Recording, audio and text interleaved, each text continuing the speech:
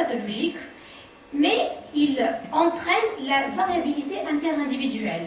Et ce qu'on a dans l'espèce humaine, donc vous voyez ici, c'est la diversité de l'espèce humaine et la variabilité due à ce qu'on appelle les polymorphismes. Alors, ces polymorphismes peuvent être, il y en a plusieurs types, hein, j'en ai pris les deux les plus connus.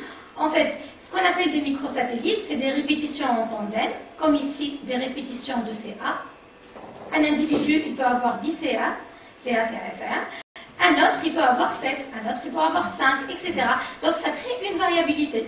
Donc, ça, c'est ce qu'on appelle les STR pour chaque tandem répété. Le deuxième type de polymorphisme, c'est le polymorphisme qui touche maintenant, c'est pas un morceau, c'est juste un nucléotide. Donc, single nucleotide polymorphisme, et l'exemple, par exemple, de l'ADN mitochondrial.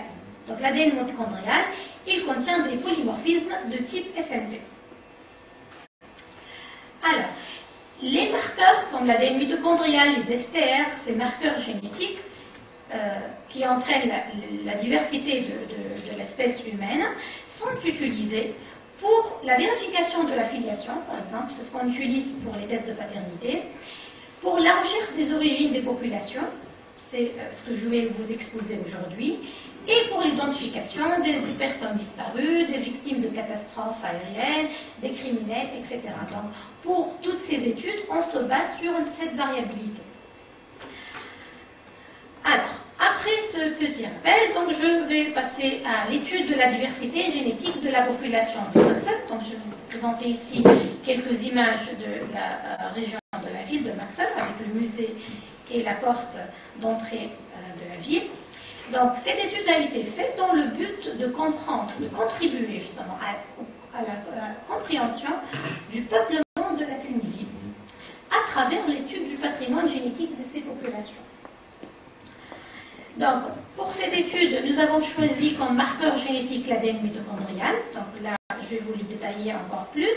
Donc, c'est un ADN circulaire, double brin, une molécule qui fait une taille de 16 569 paires de bases. Donc, elle est petite comparée au génome nucléaire, à l'ADN nucléaire, c'est très petit. C'est un ADN qui se trouve en grand nombre de copies. Et donc ici, l'avantage, on peut l'étudier sur les spécimens anciens, donc tout ce qui est ADN ancien, c'est un avantage parce qu'il se trouve en plusieurs copies. L'ADN mitochondrial se transmet uniquement par la lignée maternelle. C'est-à-dire que dans une famille, la mère, elle a le même ADN mitochondrial que ses enfants, elle a le même que sa grand-mère, que sa mère. En fait, toutes les tantes, les cousins et les oncles du côté maternel, ils ont tous le même ADN mitochondrial. Donc là, en fait, ça nous permet de suivre les origines de migration. Donc par contre, par exemple, l'ADN nucléaire, il ne nous permet pas vraiment de suivre puisqu'on l'hérite du père et de la mère, c'est mélangé. Donc là, c'est, comment dire, on prend juste un fil, un seul chemin. Et on va essayer de le suivre pour arriver aux origines, en passant par les voies de migration. Un autre avantage de l'ADN mitochondrial, c'est le taux élevé de mutation. Il est de 10 à 17 fois supérieur au taux de l'ADN nucléaire. C'est un avantage, pourquoi? Parce que ça nous permet de remonter le temps en ayant le moins de générations possible. Donc, on peut monter avec les analyses ADN jusqu'à 50 000 ans, même 60 000 ans. En ayant juste quelques générations, c'est-à-dire les parents, les grands-parents et les arrière-grands-parents, c'est tout. Ça nous permet de monter 50 000 ans. Donc ça, c'est un avantage. Comparé toujours à l'ADN nucléaire, qui ne nous permet pas de faire cette analyse. Alors, juste pour vous dire que l'ADN mitochondrial, il est très variable. Donc c'est pour ça qu'on parle des régions hyper variables. Et j'ai pris ici une séquence d'un individu d'ADN mitochondrial, qu'on la compare avec une référence et qu'on voit ici les variations. Donc, quand il n'y a pas de trait, c'est qu'il y a ce qu'on appelle un mismatch, en fait, ce qu'il n'y a pas de similitude, il y a des différences. Donc, à cette position, il y a un C à la place d'un T, à cette position aussi, un T à la place d'un C, etc. Donc, cet individu-là, il est caractérisé par ce modèle, ce profil, qu'on appelle un haplotype. Et qu'on peut le classer dans des groupes, qu'on appelle un haplogroupe. Donc chaque individu, même nous, si on fait notre ADN mitochondrial, chacun d'entre nous va avoir un profil différent de l'autre. D'accord? Donc ce qu'on appelle haplotype, et on peut classer dans des groupes. Et l'avantage aussi des études de l'ADN mitochondrial, c'est que ces groupes-là, des études ont montré que ces groupes sont spécifiques au continent. Donc chaque groupe, on sait d'où il vient et qu'est-ce qu'il caractérise comme population. Donc par exemple, ici il y a E6 qui est spécifique de l'Afrique du Nord, ancestral né en Afrique du Nord. Et le L par exemple, c'est subsaharien. L1, L2, L3. Donc après, en fait, il y a un premier groupe, c'est le bassin de l'humanité, donc c'est la naissance de l'homme. Et après, il va y avoir des diversifications et des groupes qui vont partir, coloniser d'autres régions, etc. Et c'est comme ça que se fait le peuplement du globe terrestre. Donc là, on peut voir que le bassin méditerranéen, par exemple, il y a le U6, il y a le I, J, K, T, U, V ici.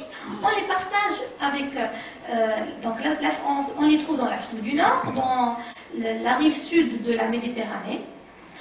Tout ce qui est L, on le trouve dans l'Afrique subsaharienne, N, M dans l'Asie, et après A, B, C, D, tout ça, c'est le continent américain. Donc maintenant, si on fait une analyse, on trouve des groupes, une population qu'on ne connaît pas par exemple, et on trouve U6, on va dire que ça, c'est originaire de l'Afrique du Nord. Si on trouve L1, on va dire que c'est originaire de l'Afrique subsaharienne, etc. Donc c'est comme ça qu'on peut rechercher les origines des populations. Alors, la littérature, en fait, les données de l'ADN mitochondrial sur les populations nord-africaines a montré que ces populations ont une structure génétique en mosaïque, due à la présence de 3 composantes. Donc en gros, les populations nord-africaines, c'est 3 composantes. Une composante locale ancestrale, donc formée par l'aplogroupe U6 et qui date de l'époque paléolithique, c'est-à-dire vers 45 000 ans, 50 000 ans. Une composante eurasiatique, donc formée par les haplogroupes tels que T, H, U, eurasiatique, donc c'est entre l'Europe et le Proche-Orient, qui date probablement du Néolithique, parce que là, les études, c'est encore en cours, hein. On ne sait pas vraiment la datation de ces haplogroupes-là, mais c'est probablement du Néolithique, donc vers 9000 ans. La composante subsaharienne, formée par l'aplogroupe L, elle date de l'époque historique.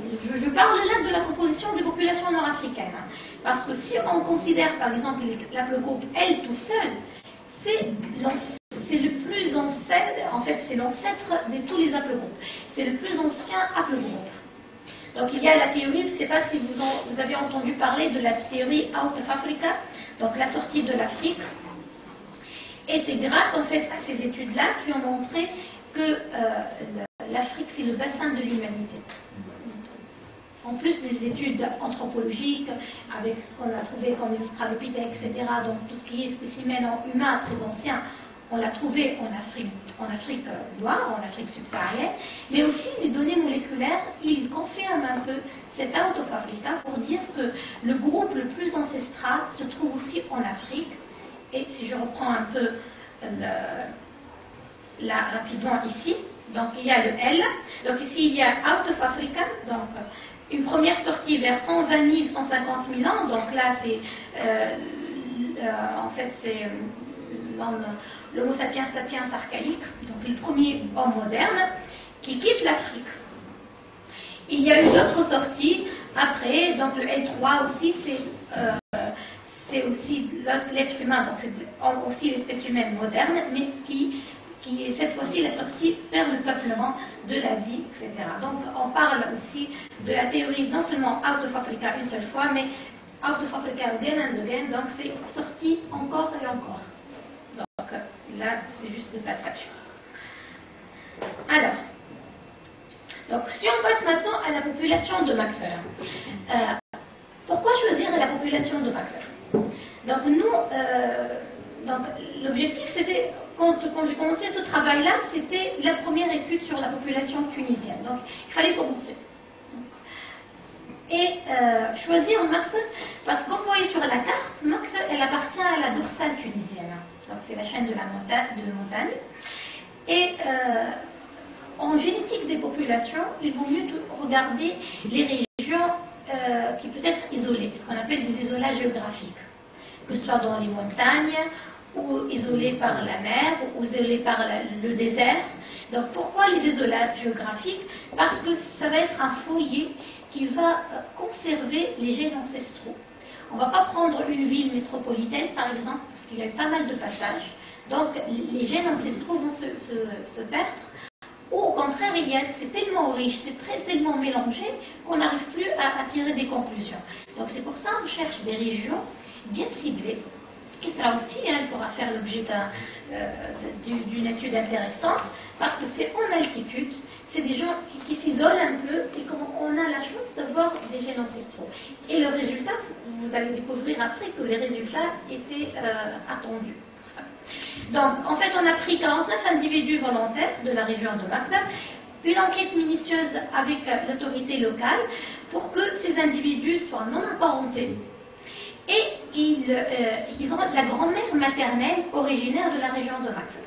Ça, c'est important pour ne pas créer de biais, en fait, des erreurs dans l'étude.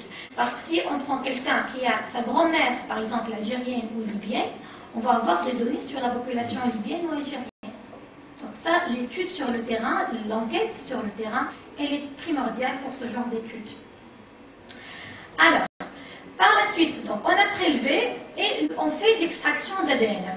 L'extraction d'ADN, juste ici pour vous donner un exemple, l'extraction d'ADN, elle peut se faire à partir de plusieurs types de matériaux biologiques, à partir du sang, des cheveux, de la salive, des dents, des biopsies tissulaires, des liquides biologiques. Tout ça, c'est un bon matériel biologique pour les études d'ADN.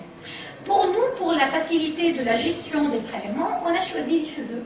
C'est plus simple d'aller sur le terrain, de prélever des cheveux, que de faire des prélèvements, d'emballer avec nous le médecin et les infirmiers et prélever. Donc c'est plus simple d'avoir les cheveux.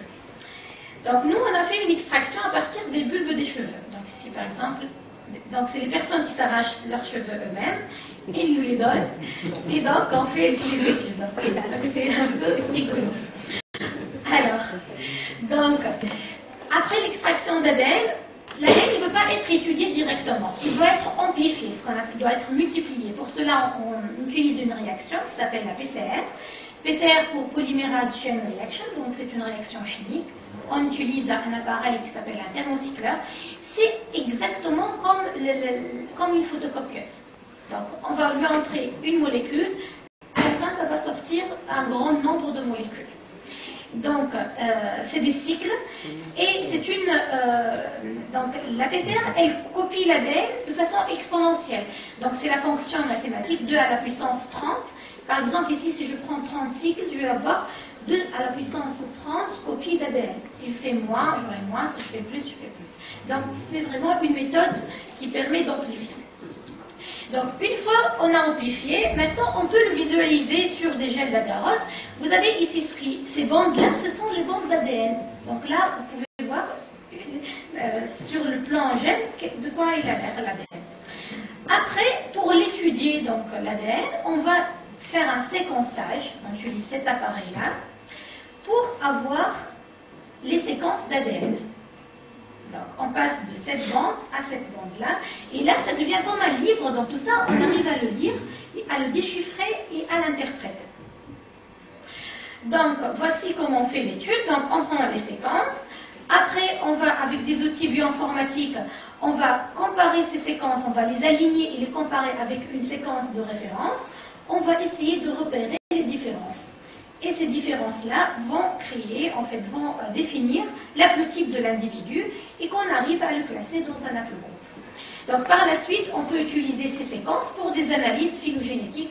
C'est des arbres phylogénétiques que je vais vous montrer tout à l'heure. Donc, en gros, c'est notre méthodologie. Alors, voici les résultats. Donc, les 49 individus étudiés ont montré 38 haplotypes différents. Les haplotypes que je vous ai parlé tout à l'heure. Donc là, sur 49, on a trouvé 38 haplotypes différents. C'est énorme. C'est une grande variabilité. Si on compare, par exemple, ce résultat à des populations européennes, des fois, ça témoigne d'une grande richesse du patrimoine génétique. Et ces 38 haplotypes différents, on a pu les classer dans 12 haplogroupes. Donc, c'est 12 haplogroupes dans une population de 49 individus, c'est énorme aussi. Donc, dans des populations européennes, on peut trouver 3, 4, même 10 maximum, hein, si on a un grand échantillon. Et donc là, c'est pour un petit échantillon, on a une grande diversité. Donc ça traduit la grande richesse du patrimoine génétique de la région de Makfal. Alors, parmi les 38 haplotypes, on a 18 haplotypes de la population